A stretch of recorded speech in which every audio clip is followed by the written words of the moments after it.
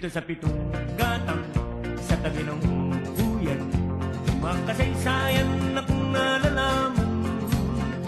Ito ay hindi chismis na pag-uusapan lang. Yuriyo, walang labis, walang kulang. May isang munting tindahan sa bukana ng huyan, at sa kanto ng kalye pitong gatang. Dito ay nag-uumpukan ang ilang pilyong istambay na walang hanap buhay kundi ganyan. Ito ay hindi chismis